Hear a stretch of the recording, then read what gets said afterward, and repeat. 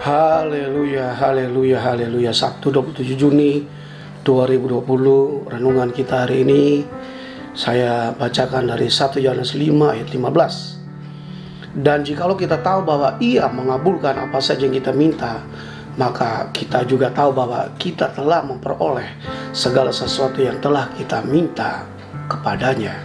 Saya bacakan dari terjemahan King James.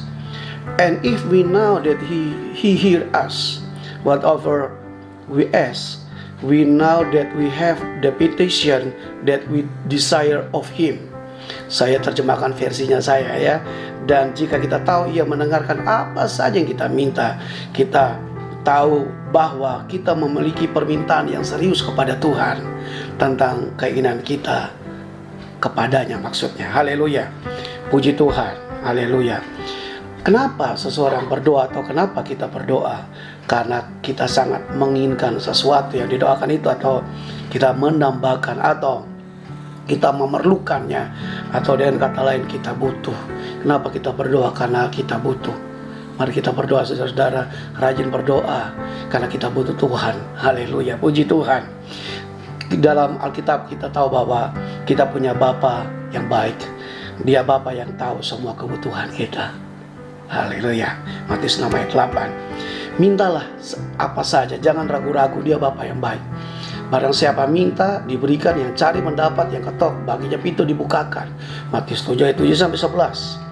Karena Bapa yang jahat saja tak memberi pemberian yang baik kepada anak-anaknya, apalagi Bapa kita yang sempurna, Dia memberikan yang terbaik kepada kita, anak-anaknya. Ada contoh seorang Bapa yang jahat, Herodes. Waktu dia ulang tahun, dia bilang kepada anak yang perempuan waktu menari menyukakan hatinya, minta apa saja saya akan berikan kepadamu. Anaknya pergi kepada mamanya, dan mamanya bilang, minta kepala Yohanes Pembaptis. Sedih hati Herodes, tapi karena janjinya dan karena tamu-tamunya, ia memberikan kepala Yohanes Pembaptis. Bapa yang jahat bisa menepati janjinya. Ini contoh yang buruk. Apalagi Bapa kita yang di sorga, Dia tidak pernah mengingkari janjinya kepada kita. Haleluya, puji Tuhan, saudara, berkati Tuhan. Haleluya, puji Tuhan. Kita lihat ada beda minta dan hanya sekedar mau tahu saja. Ada perbedaan. Kita lihat contoh anak sulung, waktu adiknya pulang ke rumahnya, anak bungsu pulang, dan ada sukacita yang besar. Dia tahu, dia tanya kepada pegawainya, ada apa? Nah, adikmu sudah pulang, ada sukacita. Dan dia tidak mengerti, sehingga dia tidak mau masuk. Dia hanya mau cari tahu saja, dia hanya mau memastikan saja, tidak membutuhkan semua sukacita, kebahagiaan.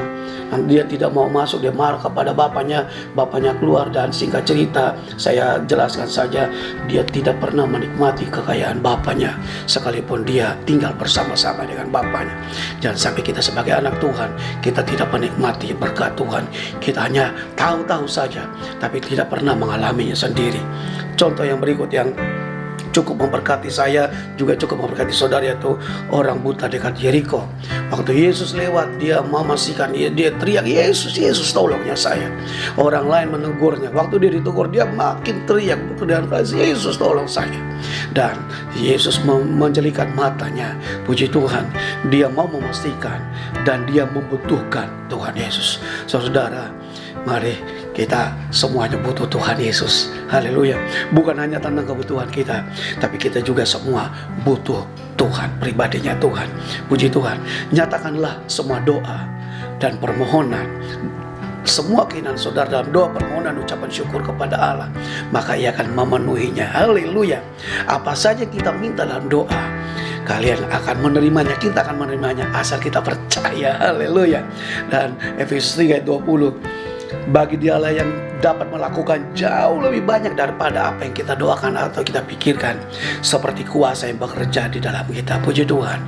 Tuhan menjawab doa saudara. Yesus adalah kebutuhan kita, dan Dia menjadi Bapa yang baik. Dia tahu kebutuhan saudara semuanya. Puji Tuhan. Saya Soleman Petanuki. Mari kita makin mencintai Tuhan. Haleluya. Tuhan Yesus memberkati saudara-saudara semuanya.